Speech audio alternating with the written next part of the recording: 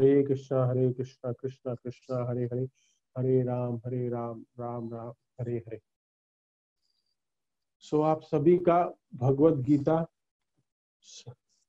सत्र में क्लास में आप सबका स्वागत है।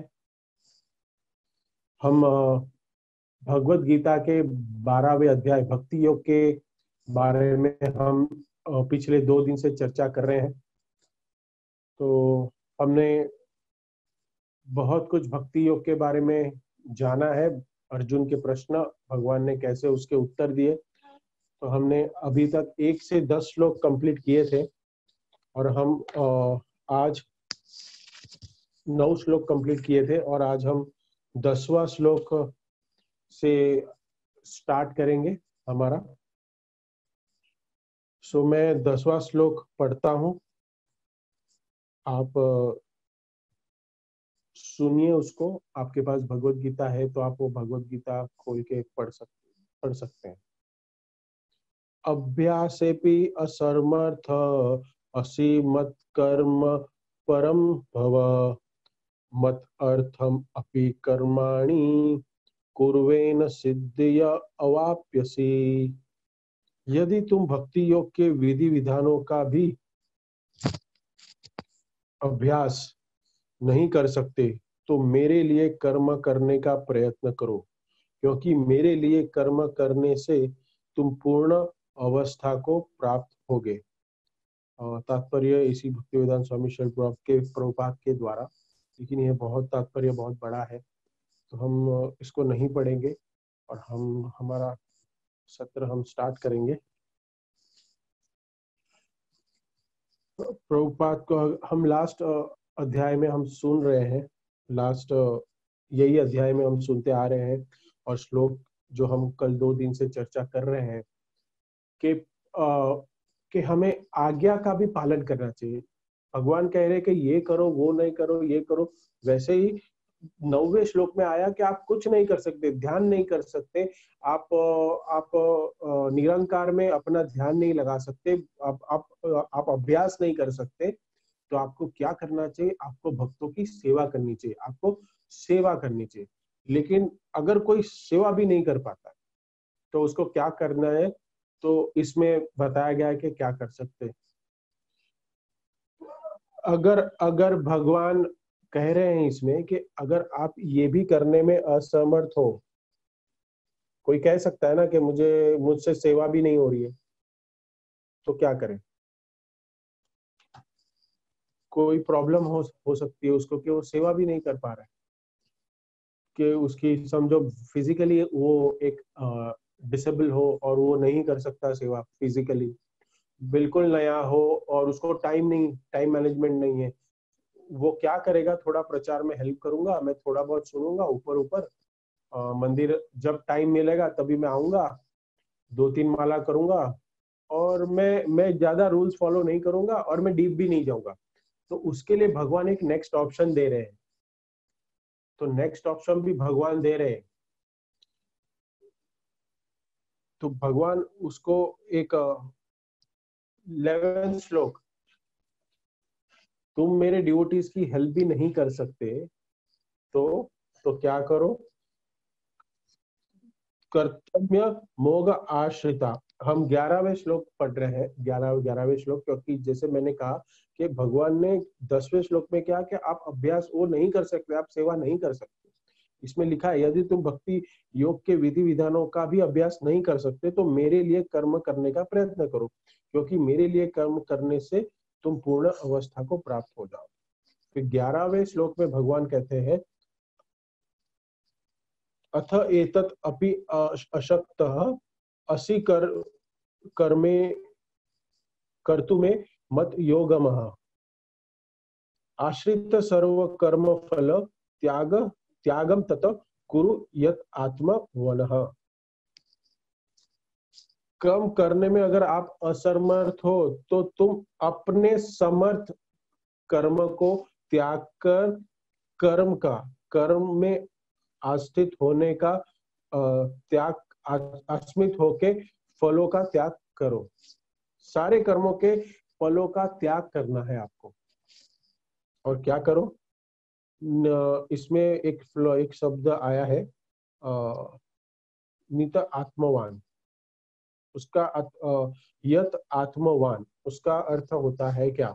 आत्मस्थित का मतलब होता है से सारे कर्मों का फल, सारे कर्मों के फल त्याग दो और मेरे भक्तों का संग लीजिए।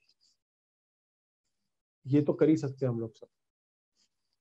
प्रभुपाद परपट में लिख रहे हैं कि आप भक्तों की मदद नहीं कर सकते प्रचार में, कंस्ट्रक्शन में, क्लीनिंग में, सेवाओं में, डीटी वर्शिप में, आप कुछ नहीं कर सकते। तो जो थोड़ा बहुत कर रहे हो संसार में तो काम करेगा, अगर ये भक्ति में काम नहीं करेगा तो संसार में तो करेगा। तो जो संसार में जो कर रहे कार्य, भौतिक कार्य कर रहे, उसके फल को त्याग दो। जो रजोगुण तमोगुण में जो भी है पैसे के पीछे भाग रहे हैं, तो संसार में रह के तो पैसे में मन जा रहा है, एटलीस्ट जो काम कर रहे हो ना, सेवा तो नहीं कर रहे तो वहां टाइम दे रहा है, यहाँ सेवा नहीं कर रहा है तो क्या करेगा? घर में रह के क्या करेगा? अभ्यास, सेवा भी नहीं है, अभ्यास भी नहीं है, मन नहीं लग रहा है, तो ऑर्डिनरी काम कर रहे हो, मटेरियल काम कर रहे हो, तो काम तो छोड़ नहीं सकते, काम करो।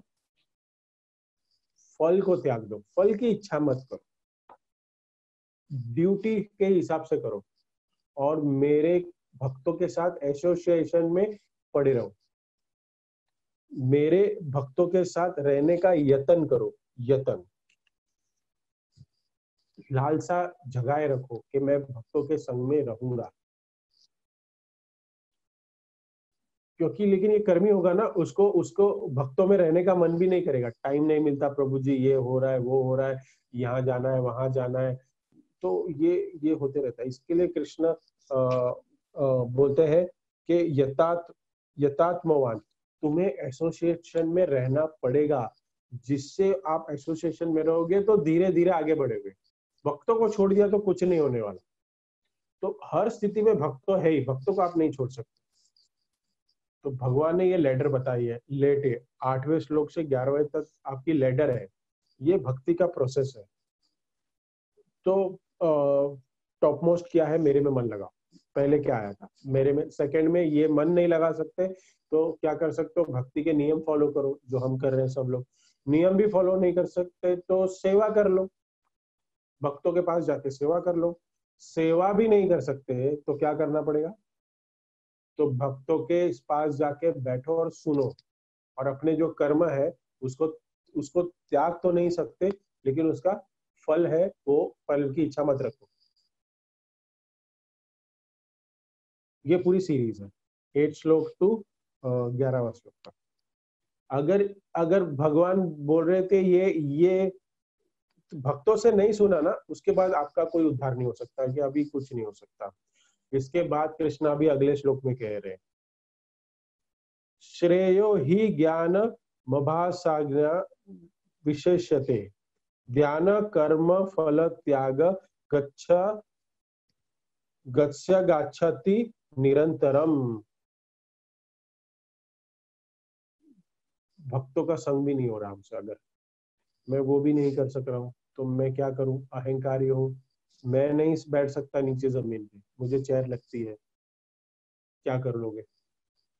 मैं भक्ति के पास नहीं जाऊंगा, मेरी अलग फिलोसॉफी है, मेरी अलग अलग शेड्यूल है। तो प्रभुपाद इसमें लिख रहे हैं कि अगर ऐसे कोई भक्त है, उसके लिए एक डायरेक्ट प्रोसेस है और उसके लिए एक इनडायरेक्ट प्रोसेस भी है। भगवान सबके लिए सोचते हैं, ये सुप्रीमेसी है।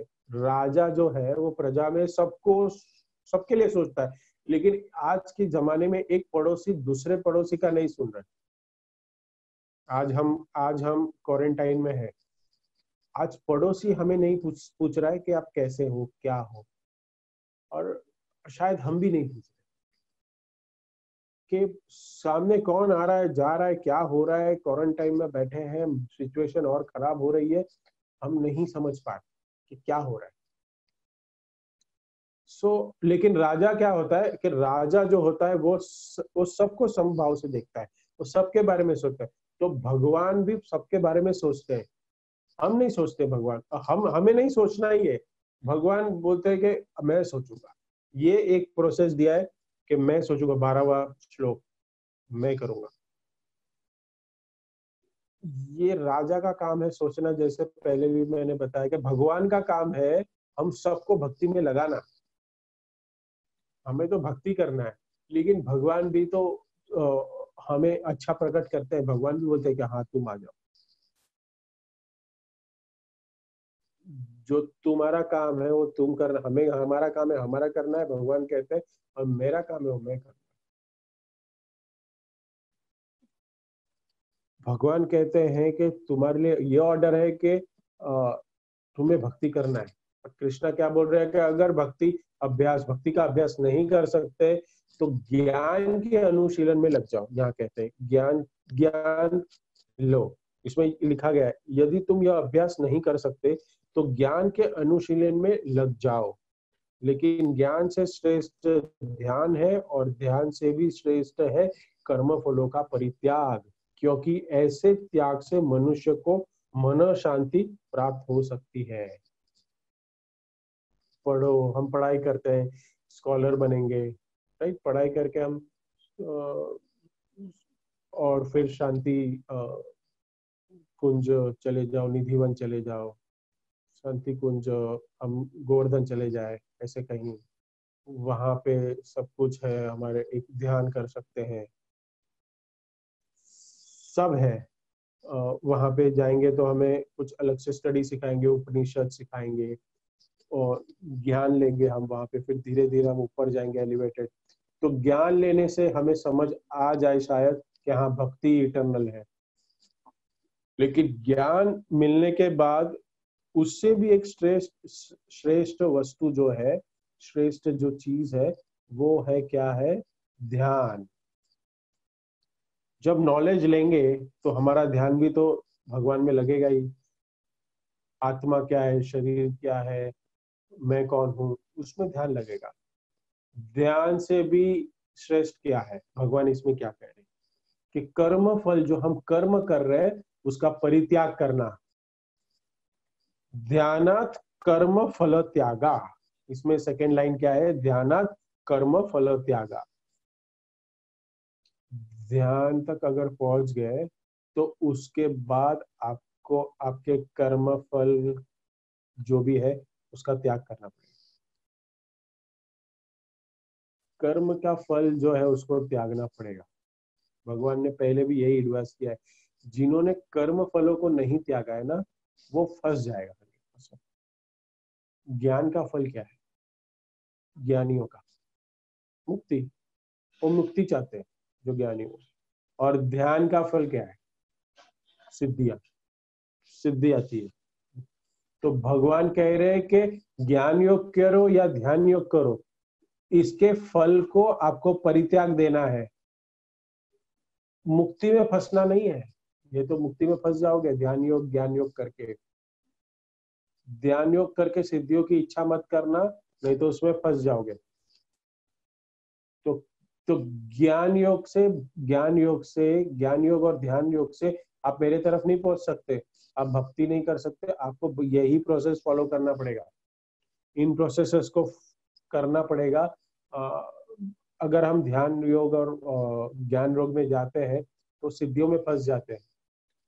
हम बहुत सारे गुरु टीओ में देखे हैं ना, ये बोलता है परमहंस, ये सिद्धियों में फंसता है, ये ऐसे पैर लगाओ, ऐसे करो वैसे करो, शरीर के स्तर पे, फिर उसी में फंसते रहते हैं और बोलते हैं कि यही यही योग है, यही मेन है। अरे पूरे पूरे जन्म भर हम क्या करेंगे, योग करेंगे। कौन सा योग, पावर योगा, अलग अलग नाम दे दिए, इंग्लिश में बहुत योग के नाम दे दिए। मुझे तो एक ही याद है कि पावर योगा सुना था, योगा पावर योगा, मैं बोला ये क्या है। तो ये सब तो शरीर के लिए है ना, ये तो सबको, ये आपको शरीर सही कराएगा।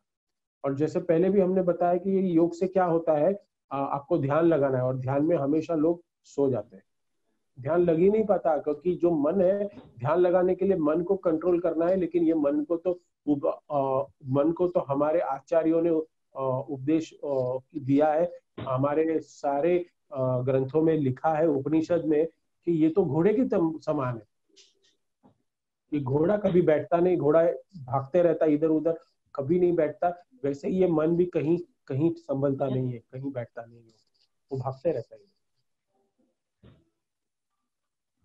कहीं मुक्ति की चर्चा जहाँ करते हैं वहां पे लोग कि आत्मा परमात्मा सब एक ही है, क्या हुआ? परमट परपट में लिखते हैं।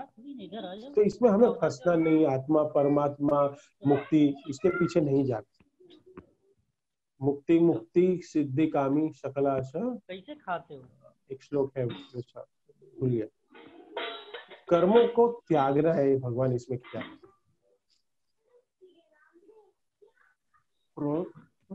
भक्ति योग का फल क्या है इसमें, उसको त्यागना नहीं है। प्रेम है, प्रेममयी, उसको त्यागना नहीं।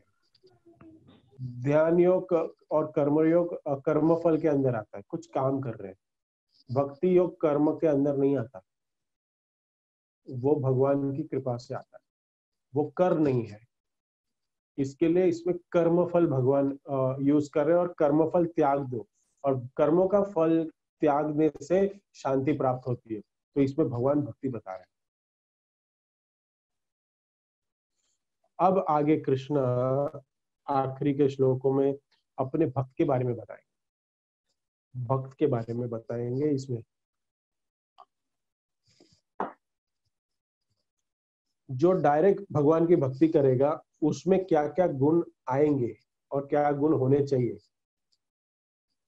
तो अगर हम ये पैरामीटर से, ये श्लोक से हम जान सकते हैं कि अगर ये गुण मेरे में है तो मैं भक्ति के योग में, भक्ति में मैं आगे बढ़ रहा हूँ, समझ सकते।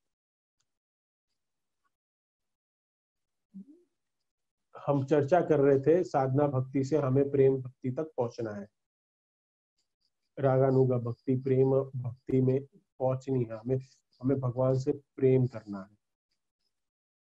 तो ये पैरामीटर्स ये श्लोक में भगवान बताएंगे कि अगर हम जान सकते हैं कि अगर ये गुण मेरे में है, या मेरे में ये प्रफुल्लित हो रहा है कि हाँ ये एक्सपीरियंस मैं कर रहा हूँ, तो फिर शायद हम अलग सही सही स्टेप्स पे हम जा रहे हैं। या तो फिर मैं सिर्फ माला घुमा रहा हूँ, माला घुमा रहा हूँ, लेकिन हो नहीं रहा है। तो भगवान इसी के लिए अपने जो शुद्ध भक्त होते हैं उसके लक्षण अभी बताएंगे कि ये अगर कोई मेरी भक्ति सही से करता है, साधना भक्ति विधि विधान के हिसाब से जो शास्त्रों में बताई गई है, तो उसमें इस प्रकार के गुण आएंगे, भगवान बता रहे हैं।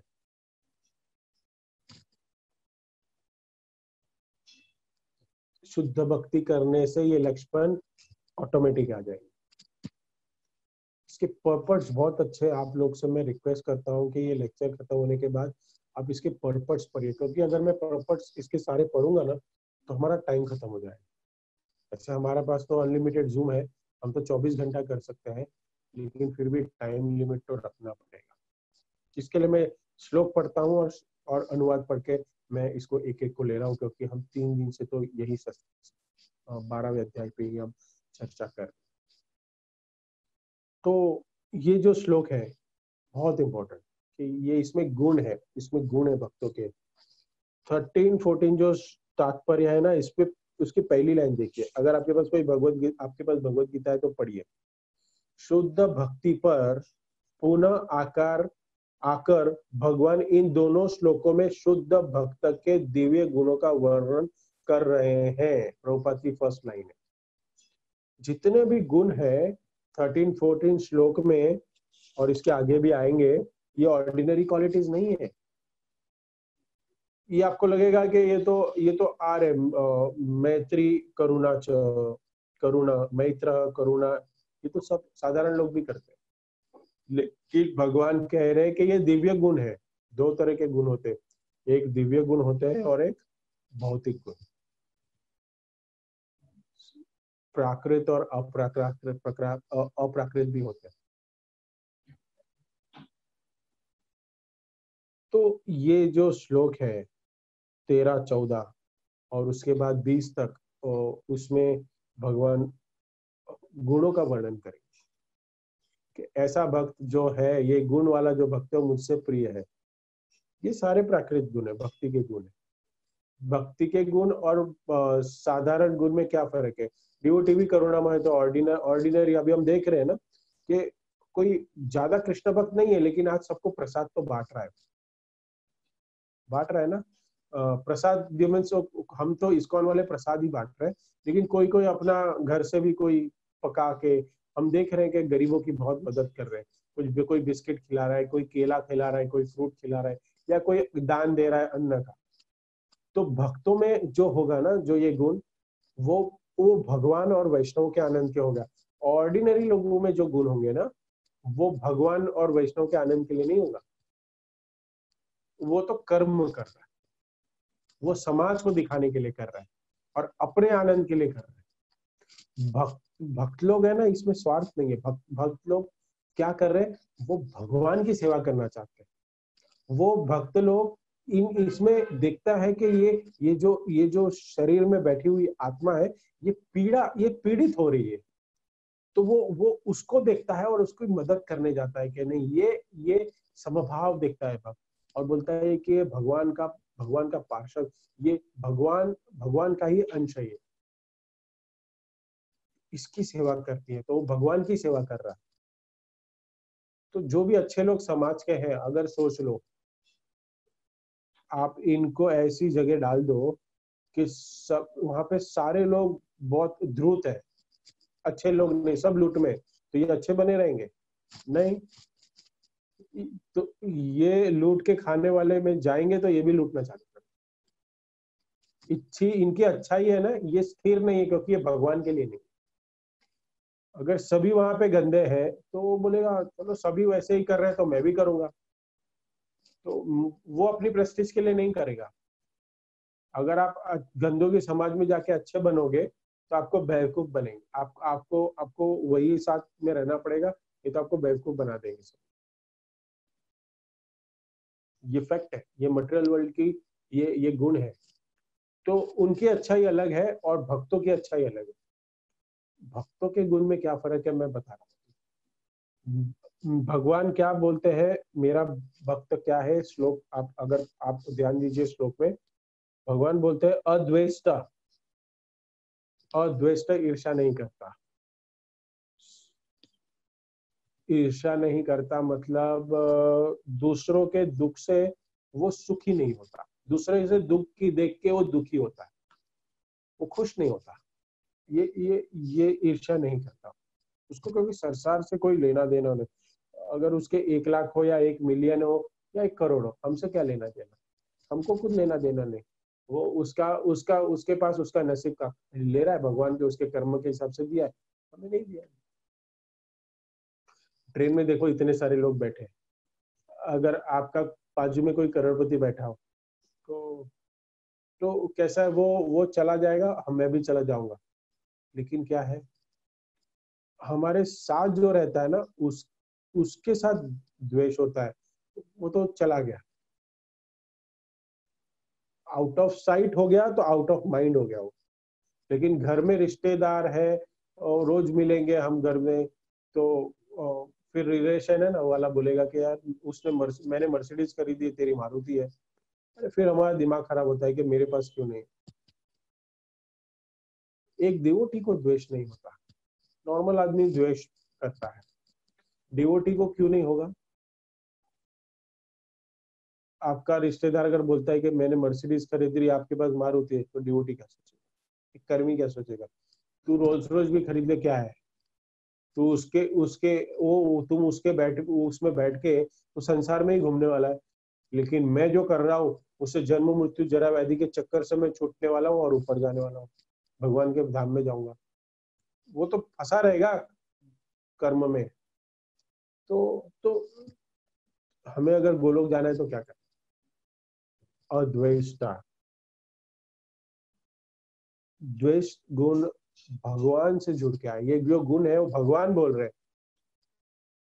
तो संसारी लोग कहते हैं ना कि नहीं हम नहीं करेंगे भाई, लेकिन ये भगवान के साथ अगर हम जोड़ेंगे अपने आप को, पहले जो हमें बताया गया श्लोकों में, अगर उससे हम भगवान की सेवा करेंगे तो ये सारे गुण है वो हमारे आएंगे। अद्वेष्टा, अदेष्टा, सर्वभूतानां मैत्री ही मैत्र। मैत्री मतलब फ्रेंडशिप, फ्रेंड।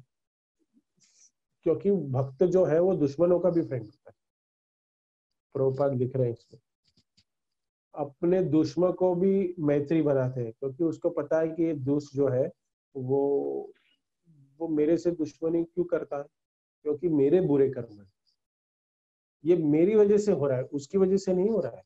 डिवोटी ऐसे कन्विंस होता है, वो कन्विंस्ड है, और वो जो भी वो सोचता है भक्त के जो भी मेरे जीवन में हो रहा है ना, वो मेरे वजह से हो रहा है, मेरे कर्म में लिखा है, इसके लिए मुझे ये फल मिल रहा है। ठीक है, एक्सेप्ट कर लेता है बात। तो ये बहुत जरूरी है। भगवान की प्लानिंग होती है हर एक चीज में। भगवान करुणा, क्या लिखा है? करुणा एवच, करुणा हर एक पे रखेगा। जिसको कोई मारेगा ना उस पे भी करुणा करेगा, वो भगवान का भक्त है। भगवान के सारे गुण उसमें आ जाते हैं।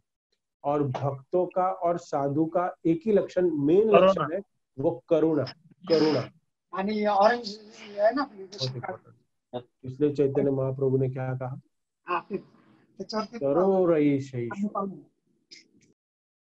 तरो रही तो पेड़ की तरह बनना है, ये वेदों में आता है। वैष्णव वनस्पति, वैष्णव वनस्पति की तरह होते हैं। महाप्रभु ने सिंपल बता दिया, तरो रही शनीश्वर। हमेशा दूसरों की हेल्प करना चाहिए, माफ करना चाहिए। बहुत बहुत समझने की बात है। हम वनस्पति खाते हैं तो कभी आप देखा कि सारे अनाज खड़े हैं और वनस्पति ने रिवोल्ट कर दिया, अरे हमको कैसे? कितने कितने कितने नर्म है, कितने कितने करुणा है वो उनका, वो क्योंकि उनका वो भाव है। वो वनस्पति एक ऐसी जीव है, वो उगते हैं मरने के लिए।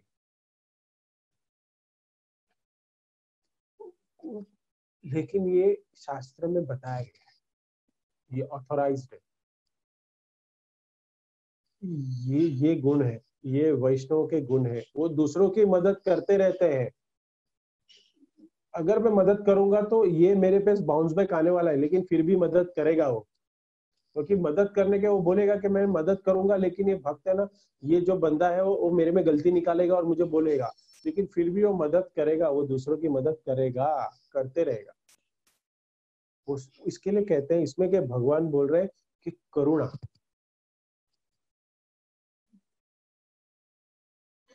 करते रहेगा।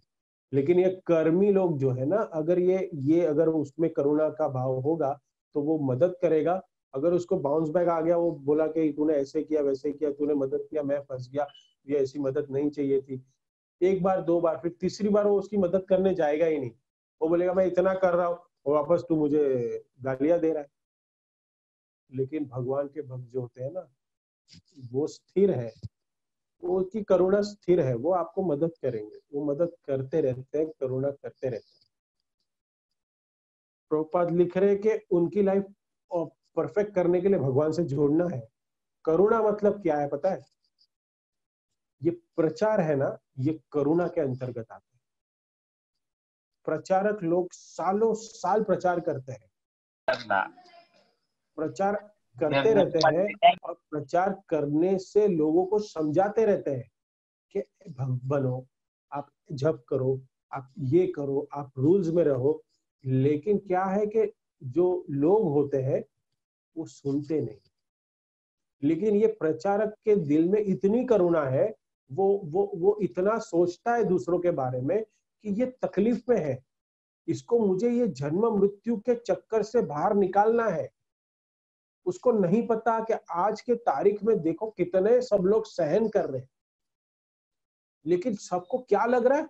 बस नॉर्मल। अरे इसको डीप में सोचिए कि ये वायरस क्यों आया, इसमें मैं क्यों फंसा, आज इकोनॉमी स्लो डाउन नहीं खत्म हो गई, क्योंकि ये दुखालय है।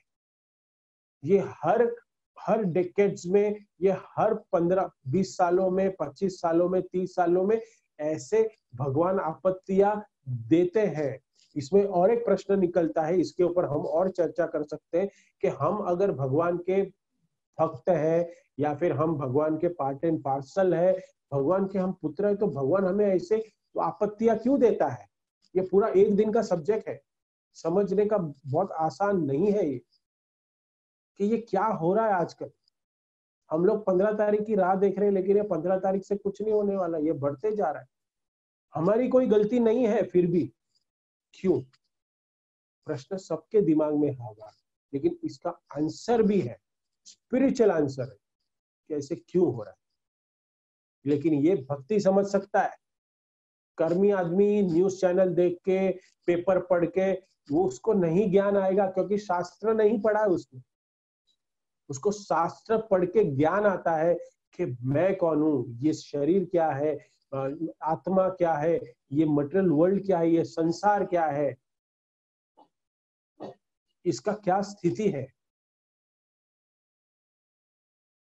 तो बहुत ही इंपॉर्टेंट ये सारे गुण भगवान बता रहे हैं इसमें। प्रचारक लोग दूसरों को ज्ञान देके उसको जन्म मृत्यु जरा व्याधि से बाहर निकालने की कोशिश करते हैं, करुणा बांटते हैं। अगले श्लोक में दूसरी लाइन, 13 श्लोक दूसरी लाइन में, निर्ममा निरहड्डार। निर्ममा मीन्स वो अपना कुछ भी स्वामित्व की भावना से रहित, अपनी चीजों का अपना नहीं मानते। जैसे ही कुछ भी चीज अपने पास मटेरियली, गैजेट या कुछ भी हो, वो चीज अपनी नहीं है, वो भगवान की है, भगवान की सेवा में लगा दी, ये भगवान की प्रॉपर्टी है। इसके लिए वो ध्यान भी रखते हैं क्योंकि भगवान की है। ऐसे जो ज्ञानी लोग हैं वो क्या बोलते हैं कि मेरा कुछ भी नहीं, हमारा कुछ नहीं, सब भगवान का है, सब भगवान का है। डिवोटी का है, डिवोटी भी बोल रहा है कि हमारा कुछ नहीं है, वो सब भगवान का है। दोनों में क्या फर्क है उनके कहने में और एक कर्मी और एक भक्त में? क्या फर्क है, कोई बताएगा? जो भी चीज है वो मेरी नहीं है, ये सब भगवान की है। एक कर्मी भी यही बोलेगा और भक्त भी यही बोलता है। दोनों में क्या फर्क है? कोई बोल सकता है कि कैसे क्या हो सकता है?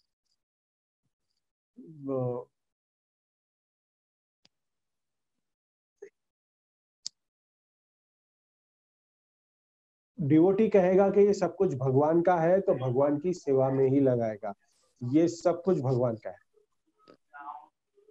लेकिन जो ज्ञानी है वो सब त्याग कर लेगा। सबकी बड़ी बात है वो क्या, ज्ञानी क्या बताएगा कि ये सब कुछ मेरा नहीं है, ये सब भगवान का है, और सब छोड़ देगा। ये तो भगवान का है, मेरा है ही नहीं। लेकिन डिवोटी क्या बोलेगा कि ये सब कुछ मेरा नहीं है, भगवान का है, लेकिन उसको भगवान की सेवा में लगाने का निरंतर प्रयत्न करेगा अच्छी तरीके से। ये डिवोटी है। आसक्ति हटती नहीं है, आसक्ति हटानी नहीं है वो चीज में, लेकिन उसको समझना पड़ेगा कि ये भगवान का है। अगर हम मान लेता हूँ, चलो एक मान ले लो, आपका ये सेलफोन है, तो ये तो भोग कर रहे हैं ना, आसक्ति है। आईफोन 12 है या 10 है या 15 है, 16 है, जो भी। ज्ञानी क्या सोचेगा, ये मेरा है। ज्ञानी चोरी हो जाएगा, डिवोटी का फोन, अगर ज्ञानी का फोन चोरी हो जाएगा वो लेमेंटेशन में चला, डिवोटी का होगा तो भगवान ये चोरी हो गया तो क्या करेगा, उसका ढूंढेगा। ये जो कर्मी है ना, वो उसको पकड़ेगा, मिल गया फोन उसके हाथ में, वो जो चोर है तो उसको मारेगा।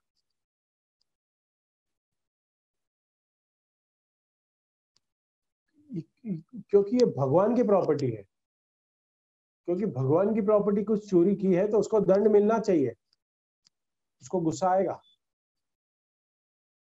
तो ज्ञानी और अगर हम भक्त कहें तो पॉइंट समझना चाहिए कि ये जो भी चीज है, आज लैपटॉप मेरे सामने रखा हुआ है, ये भगवत गीता है, ये मोबाइल पे वीडियो रिकॉर्डिंग हो रही है, आज हम सुन रहे हैं, ये सुंदर सा घर दिया है, ये सब क्यों दिया है? ये भगवान का है। भगवान ने दिया है और भगवान का है। मैं आपको एक बहुत सुंदर उदाहरण देता हूँ, आप समझ जाओगे कि कुछ लोग इसमें नए भी है फोरम में, वो बोलेंगे कि ये सब भगवान का कैसे है, वो तो मैंने कमाया, मैंने मेहनत की है, तो ये तो मेरी मेरी मेहनत की कमाई है, इसमें भगवान को मैं क्यों बीच में डालूं। थोड़ी ऐसे ही देते थे। देखो आपके घर के एक जो प्रधान होते हैं, वो एक आदमी होता है, एक पुरुष होता है, जो बाहर से कमाई करके लेके आता है। अभी समझो वो बाहर से कमाई करके साधन करके कुछ भी करके कुछ घर को चलाने की कोशिश करता है, और घर निर्वाह के लिए जो भी कमाता है बैंक में रखता है, अपना जीवन जी रहा है। उसको अगर कोई एक पुत्र पुत्री जो भी है, उसका जब ये जो बंदा जो एक होता है, जो पुरुष होता है मेन, उसका बर्थडे आता है, तो उसका जो पुत्र या पुत्री है वो उसको गिफ्ट देते हैं। जब उसको गिफ्ट देते हैं तो ये जो छोटे बच्चे है, उसका जो छोटा बच्चा है, वो तो कहीं कमाने नहीं गया ना, वो कमाने गया है नहीं। वो क्या किया, उसके पास सब कुछ है, क्योंकि जो उसके घर के पुरुष है, जो उसके पिताजी है, उसने तो सब कुछ उसको शेल्टर में दिया है, उसके शेल्टर है उसके पास, राइट। उसके बर्थडे, पिताजी के बर्थडे के लिए अगर वो कुछ गिफ्ट खरीद के पिताजी को देता है, पिताजी को जब गिफ्ट देता है तब पिताजी बहुत खुश होते हैं, कभी कभी रो भी देते हैं। क्यों? क्योंकि वो जो गिफ्ट होती है, जो अपने बेटे ने दी होती है, बहुत छोटी सी उम्र का होता है, और तो वो बहुत इंपॉर्टेंट, उसके लिए बहुत बड़ी गिफ्ट होती है। भले कोई दूसरा कोई उसको बड़े ऑफिस में कोई बड़ी पार्टी सेलिब्रेट कर दे, बड़ा केक काट दे, लेकिन वो जो छोटे बच्चे ने जो भी उसके कैपेसिटी के हिसाब से उसने खरीदी है या कुछ भी है, अगर वो खरीदता भी है तो उसके पास तो पैसा नहीं, वो किसका पैसा है, वो पिताजी का ही पैसा है। उसी प्रकार कि आज जो भी कुछ हमारा है वो तो भगवान का दिया हुआ है, और भगवान का दिया हुआ हम अगर भगवान की सेवा में लगा रहे हैं तो क्या प्रॉब्लम है। और प्रॉब्लम तो है ही नहीं, लेकिन अगर आप ऐसे सोचो कि एक पिता इतना खुश होता है अपने पुत्र से कि जब गिफ्ट मिलता है, तो भगवान कितना खुश होंगे, क्योंकि वो तो करुणा का सागर है। क्या है वो? करुणा का सागर है, तो वो तो बहुत ज्यादा ही खुश हो जाएंगे। तो ये बहुत परफेक्ट एग्जाम्पल है कि भक्त होते हैं ना, वो करुणा के सागर होते हैं, और स्वामित्व की भावना की रहित। सी भक्त जो होता है ना, उसको चीजों में आसक्ति भी रहती है। अगर देखो हम रामायण का उदाहरण दे कि सीता मैया को रावण चुरा के लेके गए, तो राम जी ने कहा ऐसा कि ठीक है चलो, ये तो मेरा है ही नहीं, तो छोड़ दो, हो गया, राम ने त्याग दिया, ऐसे नहीं हुआ ना। ये नॉनसेंस है, क्योंकि वो तो भगवान की प्रॉपर्टी चोरी कर ली ना सीता मैया। तो हमें उसके तो रावण को भी गुस्सा आ रहा है, मुझसे लेके जा रहे, दोनों लड़ रहे हैं, राम जी और रावण में युद्ध हो रहा है। लेकिन देखने जाए और वो बहुत युद्ध का मर्म अलग है, बहुत अलग है। तो बहुत जरूरी है ये चीज हमें समझना कि जो भी हमारे पास जो भी चीज है, वो भगवान की सेवा में लगाए, और उसका उसका प्रोटेक्शन भी करें, क्योंकि वो भगवान की सेवा में लगी हुई है, जिससे हम अपनी भक्ति अच्छे से कर पाए। तो निर्ममो जो है, उससे उसको ऐसा नहीं समझना चाहिए कि इसको आसक्ति नहीं रखनी है, लेकिन उसको ये समझना चाहिए कि ये भगवान की सेवा में लगाना है। अगर हमारा घर साफ, हम रोज घर साफ करते हैं ना, भगवान का है तो भगवान थोड़ी करेंगे, हम ही करेंगे ना। तो हमारी आसक्ति भी है ना इसमें, तो हम करते हैं क्लीनिंग, आज सब लोग कर रहे हैं।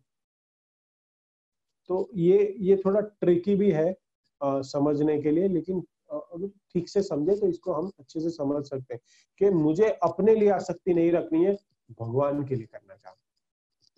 समझ गए? ये भगवान की चीज है। तो तो हम अपने लिए आसक्ति नहीं, लेकिन अभी इसमें ये भी हो सकता है कि भगवान के नाम पे खुद आसक्ति से उसको भोगता होगा, ये भी हो सकता है। तो उसमें डिफरेंशिएट कैसे करेंगे? हम बोलेंगे अरे ये तो मोबाइल भगवान का है, लेकिन भगवान का कार्य उसमें कम हो रहा है, लेकिन हम उसमें कुछ अलग चीजें बहुत ज्यादा देख रहे हैं। लेकिन मैं फिर क्या बोलूंगा? तो अगर अपने लिए और अगर आसक्त हो गए तो वो अहंकारी हो गए। ये मेरा सेल फोन है, मेरा लैपटॉप है, मेरी गाड़ी है, मेरा घर है, मेरी बीवी है, मेरा बच्चा है। भगवान की चीज है तो वो बोस्टिंग नहीं होगी। है भगवान की सेवा में दी है, हम सेवा में लगा रहे। तो नेक्स्ट नेक्स्ट उसमें सब आता है। नेक्स्ट यही श्लोक में नेक्स्ट लाइन पढ़िए आप, 13वां अध्याय का लास्ट, सम दुख सुखी क्षमी। अगर ऐसा हम करेंगे तो हम सुख और दुख में नहीं रहेगा।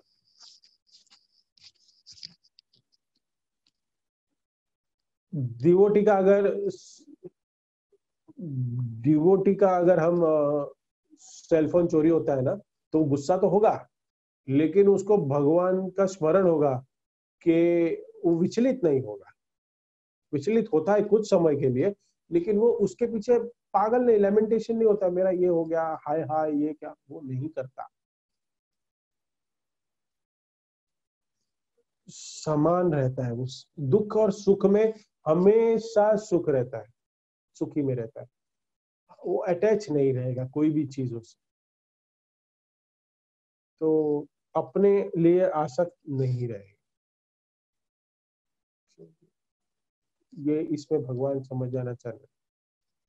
तो चीज के साथ आसक्त हमें रहना नहीं है, लेकिन वो चीज हमें भगवान की सेवा में लगानी, ये इसमें ये हो रहा है।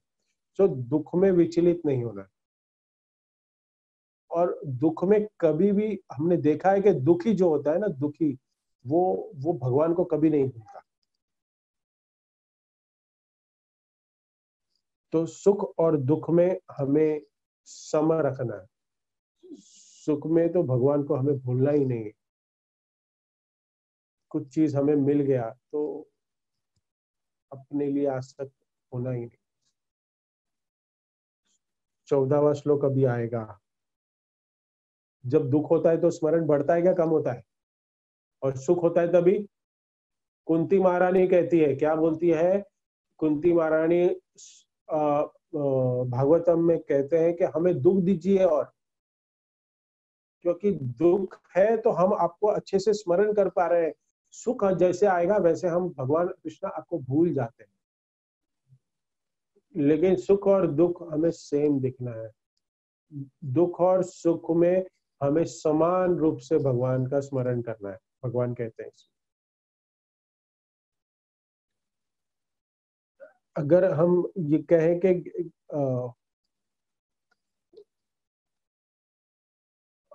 ज्ञानियों की भी एक गीता है, गीता टोटल 180 वर्जन है अपने पास। हमारी जो गीता है ना, एज इट इज, ये एक परंपरा से मिली हुई है। लेकिन आप क्रॉसवर्ड चले जाओ, उसमें जो भगवत गीता मिलती है, जिसमें ये श्लोक का अनुवाद है ना अलग तरीके से किया, उनकी डेफिनेशन अलग है। उनकी अंडरस्टैंडिंग है कि दुख सुख में हमें कुछ नहीं होना चाहिए, सुख में भी, दुख में भी हमें कुछ नहीं होना चाहिए, और सुख में भी हमें कुछ सुखी नहीं होना चाहिए। ऐसा नहीं है।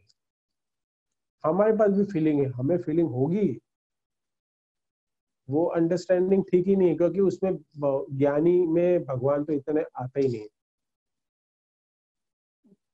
देखो अभी हमें पता है कि ये जो शरीर है वो नश्वर है, लेकिन फिर भी अगर कई भक्तों का देहांत और कुछ होता है तो हमें दुख होता है क्या? नहीं, ये फीलिंग है। और कुछ अच्छी फीलिंग होती है तो अच्छी फीलिंग को भी खुशी होती है और दुख भी होता है। तो कोई दुख और सुख नहीं होना चाहिए, वो भगवान बता रहे इसमें, लेकिन उससे विचलित नहीं होना चाहिए, ये बता रहे हैं। लेकिन दुख और सुख तो होते हैं।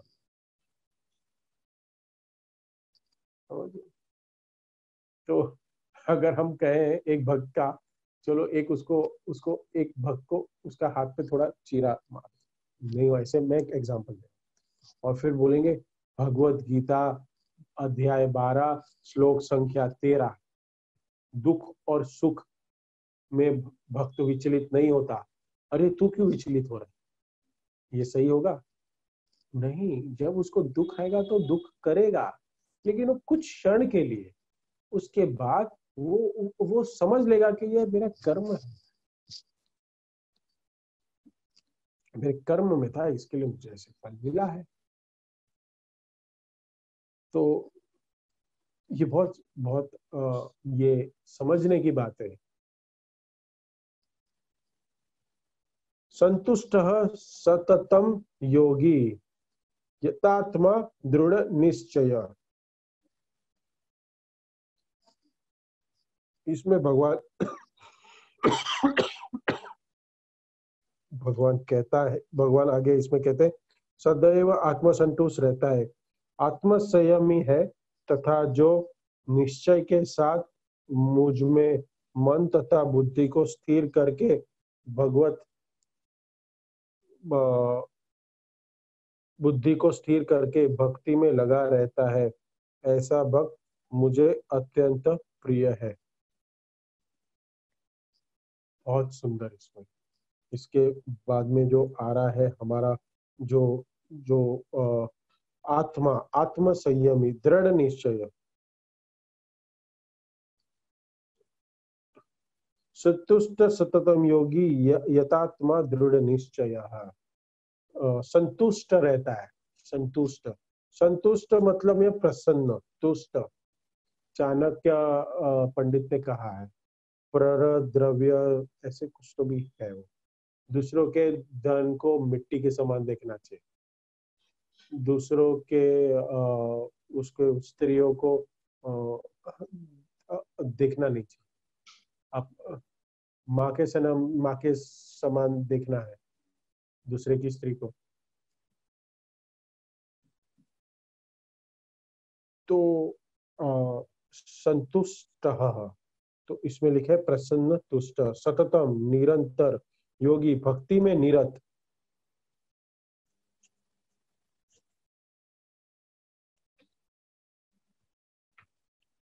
संतुष्ट रहना बहुत जरूरी है, क्योंकि हमारे पास एक एक भगवान का धन है, हमारे पास प्रेम धन, और हमें लोभ नहीं।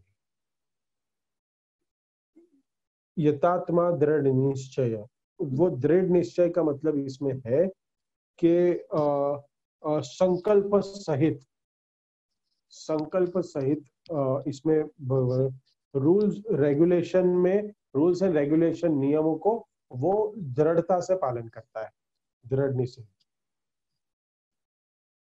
तो बहुत जरूरी है ये। और कहते बुद्धि तथा बुद्धि को मद भक्ता, मेरा भक्त वह मेरा प्रिय। तो जो मन को, बुद्धि तथा बुद्धि और मन को, ये मन और बुद्धि का मैंने कल कहा था कि ये मन और बुद्धि का कॉम्बिनेशन है चित्त। तो हमें ये दोनों को भी, जो भगवान कहते हैं कि मुझ में लगाता है, जो भक्त मुझ में लगाता है वो मुझे प्रिय है। बहुत जरूरी इसमें। तो ये इसमें देखो, ये जो गुण दिए हैं, ये सारे गुण बहुत इंपॉर्टेंट है भक्ति में, और ये एक दिन में नहीं आते। ये ध्यान में रखिए, ये सारे गुण एक दिन में नहीं आए, इसको जन्मों जन्मांतर लगते हैं ये गुण आने के लिए। और ये गुण, और भगवान क्या बोलते हैं कि यहाँ से शुरू तो करना पड़ेगा, कि मन बुद्धि, भगवान ने क्या कहा कि मन बुद्धि को आप मेरे शरीर में लगाओ, फिर अगर वो नहीं हो रहा है तो सॉल्यूशन बताया,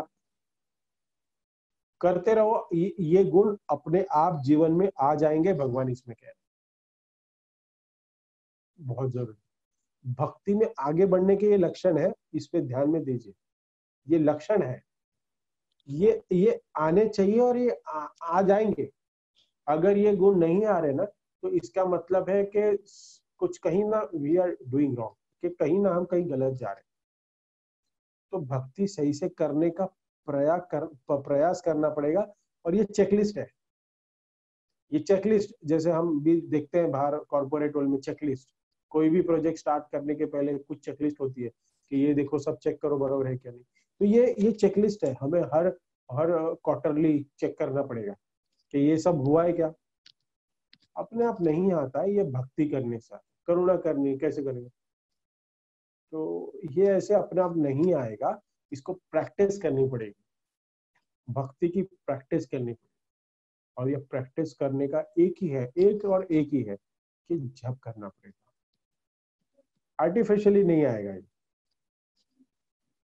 सो ये बहुत जरूरी है इसमें कि हमें भक्ति अच्छी तरीके से करनी है, साधना भक्ति अच्छे से करनी है, रूल्स रेगुलेशन को अच्छे से फॉलो करने। अगर हम ये नहीं करेंगे तो कुछ तो भी प्रॉब्लम, या तो फिर हमने कुछ कुछ रूल्स हमने समझे ही नहीं। हाँ, मैं क्लियर करता हूँ, कुछ ऐसे लोग भी हैं जिनको भक्ति में आगे बढ़ने का कोई इच्छा ही नहीं है, उसके लिए सब कुछ नहीं। अगर जिसको भक्ति में आगे बढ़ने की इच्छा है और ये सारे गुण अपने अंदर लाएंगे तो साधना भक्ति से हम प्रेमा भक्ति तक पहुंचे पाएंगे। लेकिन ये सब कुछ जो मैं आज बता रहा हूं वो उनके लिए है ही नहीं जिनका कोई भक्ति में आगे बढ़ने का प्रयोजन ही नहीं है। अगर प्रयोजन है कि मुझे आगे बढ़ना है तो ये सब काम का है, चलेगा सालों साल कुछ ना कुछ कारण बताते रहेंगे और चलते जाएगा। माला कंप्लीट कर रहे नहीं आ रहे, मंगल आरती में आ रहे नहीं आ रहे, गीता पढ़ रहे, कथा में कभी आ रहे, कारण दे रहे, ये हो रहा है, तो उसके लिए नहीं। कितना साल हो गया प्रभु जी आपको? 15 साल। 15 साल में क्या एक्सपीरियंस किया? कुछ नहीं।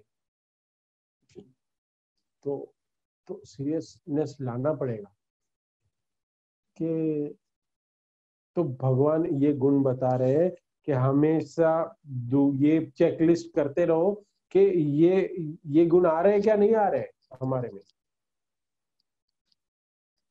सो नहीं आया तो प्रॉब्लम है, भक्ति में आगे नहीं बढ़ रहा हूं तो कहीं कहीं। और ये कैसे आएगा? अगर ये नहीं आ रहा है तो गुरु साधु से पूछना पड़ेगा कि कहाँ जा रहा हूँ मैं, कहीं दूर कहीं रॉन्ग जा रहा हूँ। ये लिटमस पेपर टेस्ट देखा है आपने? लिटमस पेपर, पानी का टेस्टिंग करते हैं लिटमस पेपर डाल के, कितना पीएच वैल्यू है क्या है। तो हर एक टेस्टिंग होती रहती है, हर एक पैच की लिटमस पेपर से, कि पानी वाटर की जो प्रोसेस यूनिट होती है वैसे ही ये टेस्टिंग, ये सारे पैरामीटर है। लिटमस पेपर देखा होगा, उसमें कलर आगे पीछे अलग अलग कलर होते हैं, 14 टाइप के, 1 to 15 14 पीएच। तो हमें देखते हैं कि ये पानी कहाँ तक पहुंचा है। अरे हमें 13 पीएच चाहिए या 10 पीएच चाहिए, ओके अभी 7 हो गया, अभी 8 हो गया, अभी 9 हो गया, अभी 10 हो गया, अरे 10 हो गया, ये कलर आ गया, चलो ठीक है, ये बैच सही निकल गई। यस्मान 15 श्लोक, यस्माद् न द्विजयते लोक, लोकात् अद्विजयते चय हर्ष। जिससे किसी को कष्ट नहीं पहुंचता, जो अन्य किसी के द्वारा विचलित नहीं किया जाता। एक डिवोटी को किसी के साथ किसी को उससे कष्ट नहीं पहुंचता, उसका मतलब जो सुख दुख में भय तथा चित्त में समभाव रहता है वह मुझे अत्यंत प्रिय है। कभी कभी कष्ट पहुंचा देते हैं भक्तों के, उसमें हमने देखा है, सब लोग को एक्सपीरियंस होगा ये। गुरु पूछता है, कभी कोई पूछता है क्यों नहीं आए मंदिर में, कभी डांट भी देता है, क्यों जपा नहीं कर रहे हो, क्यों नहीं ये कर रहे हो, क्यों ये प्रोग्राम में नहीं आओ, क्यों डोनेशन नहीं दे रहे हो, क्यों बुक डिस्ट्रीब्यूशन नहीं कर रहे हो। तो अगर ये प्रश्न आते हैं ना तो दुख होता है, तो उसको दुख आता है कि अरे कहा क्या हो रहा है। घर में जाऊं तो बीवी का टेंशन, बाहर मंदिर जाऊं तो काउंसिलर का टेंशन, ये क्या है, वो दुखी है, ये बकवास है, ये भक्ति में कहाँ फंस गया। होता है कि नहीं फीलिंग ऐसा? तो क्या करें, तो वो डिवोटी कहाँ है, क्या हो रहा है, क्या चल रहा है।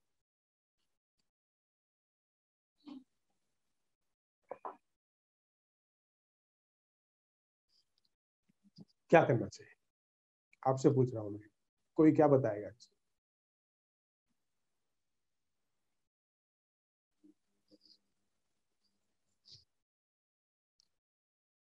वो किसी को कष्ट नहीं पहुंचाता, किसी को वो भौतिक स्तर पे नहीं पहुंचाता। इसका मतलब ये है, मटेरियलिस्टिक लेवल पे नहीं पहुंचाता।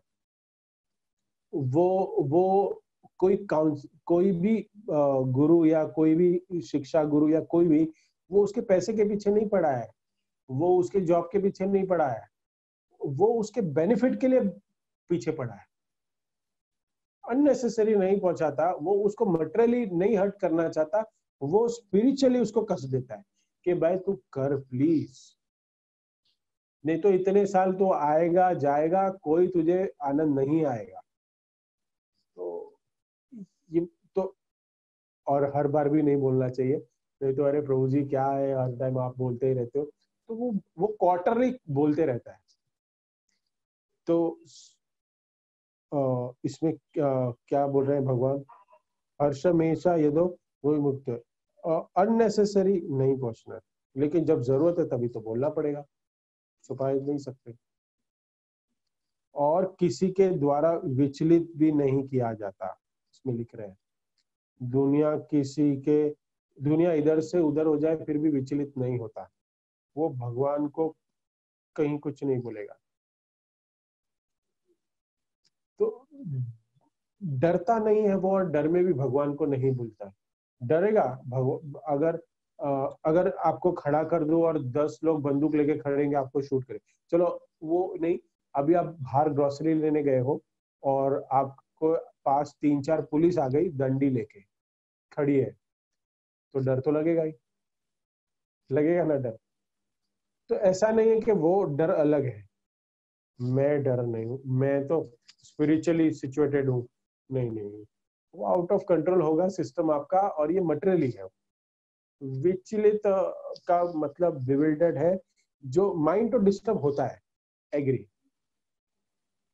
जंगल पे अगर हमने आपको छोड़ दिया तो रात को तो पागल हो जाएंगे, एक शेर का आवाज सुनाई दोगे या चीता को देख तो डर तो लगता है। अगर कुछ नहीं है ना तो भी डरोगे,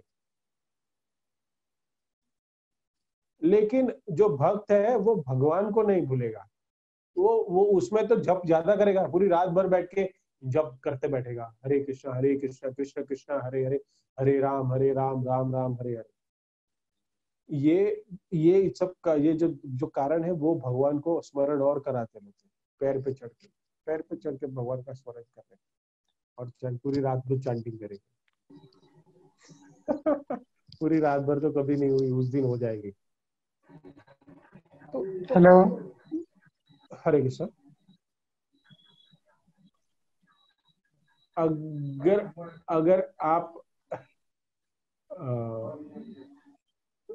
अगर आप एडवांस डिवोटी हो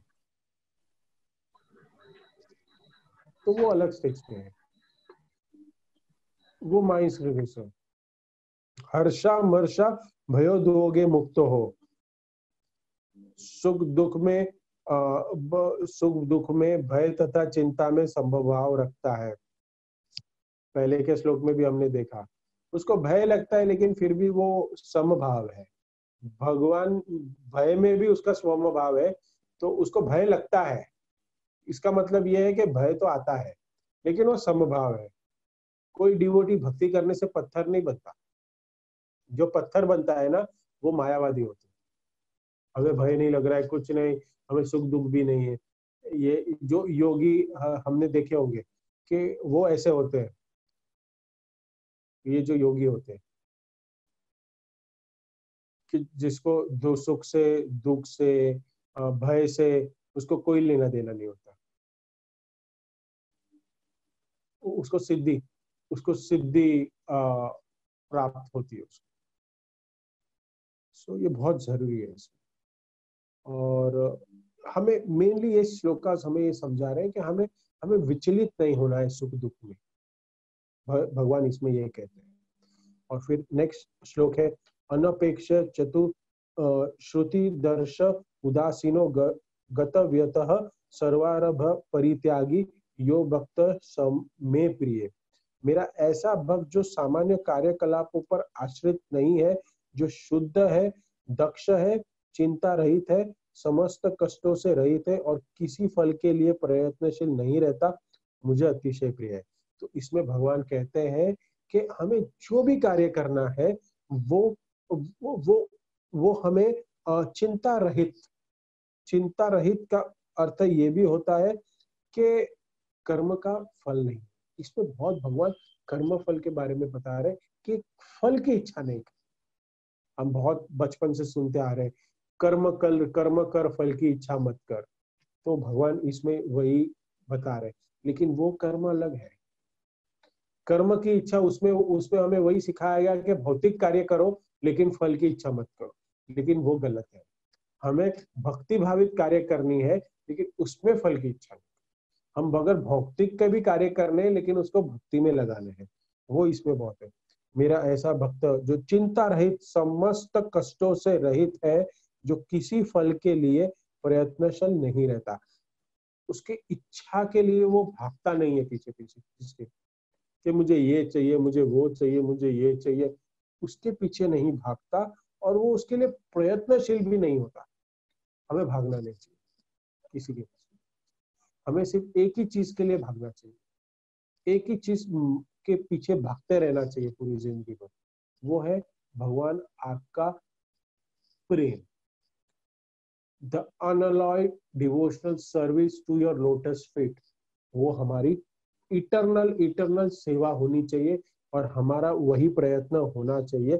तो भगवान इसमें कहते हैं कि अगर ऐसे कोई भक्त है जो ऐसी इच्छा रखता है, वो मुझे अत्यंत प्रिय है। इसमें देखो सारे श्लोक में आप पढ़ो, इसमें हर बार भगवान ने एंड में लिखा है कि मुझे ऐसा भक्त प्रिय है, ऐसा भक्त प्रिय है। ये सारे गुण बताए। यो न टाइम हो रहा है, मैं डायरेक्ट श्लोक ही अभी मैं अनुवाद ही पढ़ रहा हूँ क्योंकि हमें ये चैप्टर कंप्लीट करना है। जो न कभी हर्षित होता है, न शोक करता है, जो न तो पश्चाताप करता है, न इच्छा करता है, तथा जो शुभ तथा अशुभ दोनों प्रकार की वस्तुओं को परित्याग कर देता है, ऐसा भक्त मुझे अत्यंत प्रिय है। ये बहुत इंपॉर्टेंट श्लोक है। न शोचति न कांक्षति, वो टोटली भगवान पे सरेंडर है और भगवान की इच्छाओं पे चल रहा है। जो न कभी हर्षित, एक अच्छा इंसिडेंट मुझे याद आ रहा है। प्रभुपाद को एक बार एक रिपोर्टर ने पूछा कि आप लोग, आपके भक्त लोग रसगुल्ला गुलाब जाम खाते रहते हैं, ये क्या है? ये ऐसा कोई क्वेश्चन था। तो खाया रसगुल्ला, उठाया खाया रसगुल्ला। तो रसगुल्ला, प्रभुपाद ने कहा कि हम रसगुल्ला खा के और गुलाब जाम खा के भगवान के पास जाएंगे। पॉइंट ये है कि भगवान को नहीं भूलना है, प्रसाद समझ के खा। ऐसा मतलब इसका नहीं है आहार निद्रा वो कौन सा है वो उपदेशामृत का श्लोक, अत्याहार वो नहीं करना। तो इसमें क्या है, भगवान सोचते हैं न सोचती न कांक्षती।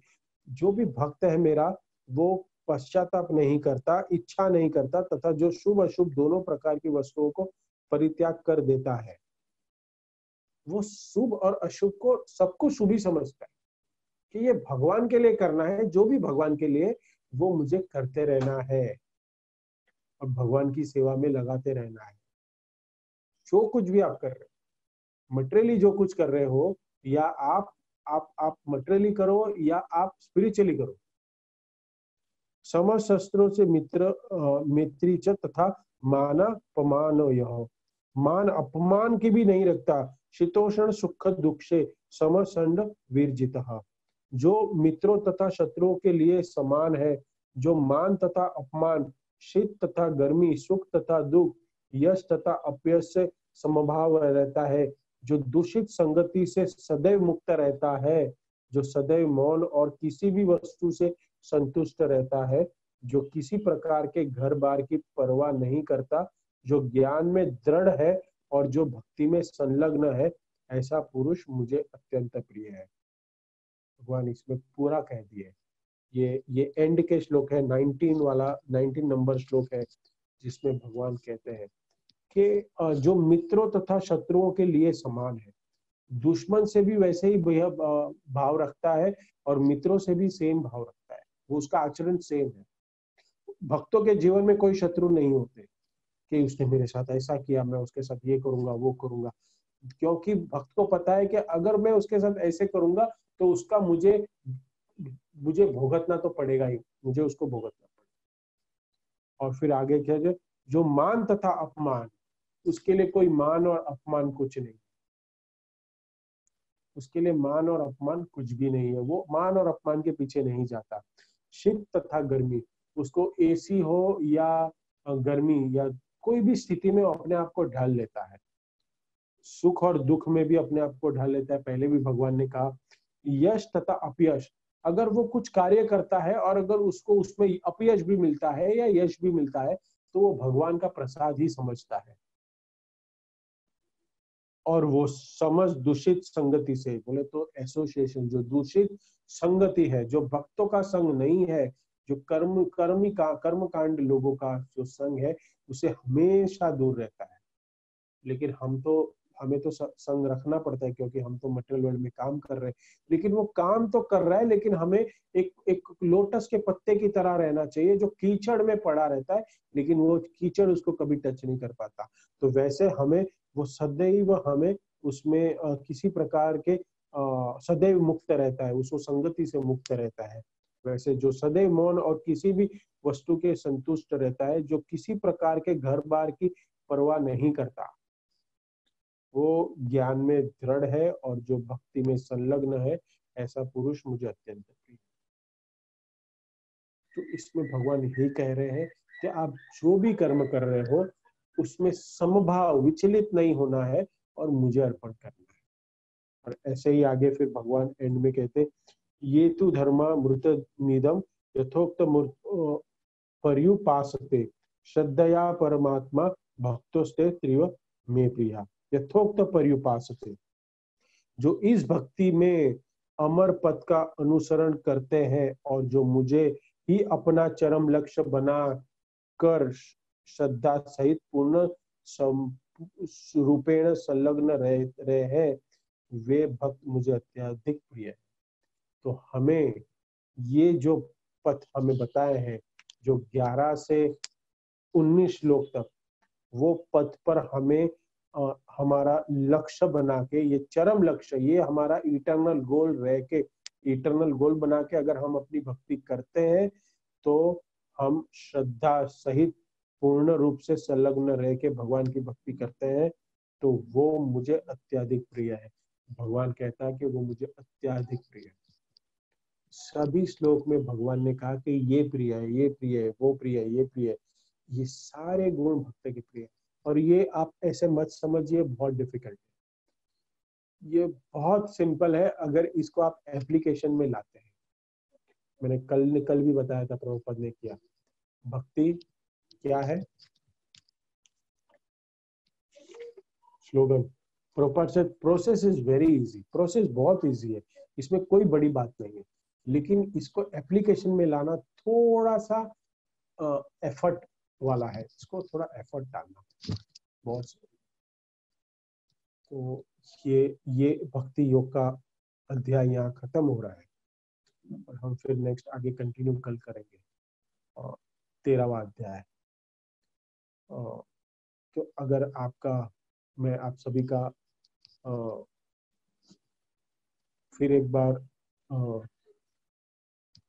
अभिवादन करता हूँ, थैंक यू बोलता हूँ कि आप लोग आज भी जुड़े और इस फोरम में हर रोज जुड़ रहे हैं।